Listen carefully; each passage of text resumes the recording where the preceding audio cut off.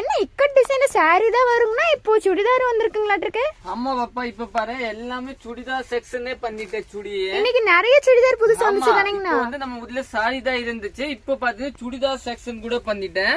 நிறைய பீஸ் இருக்கு. இதுல ஒரு 3 பீஸ்மே மல்டிபிள்லே கொண்டு வந்தேன். காமிக்கலாமா?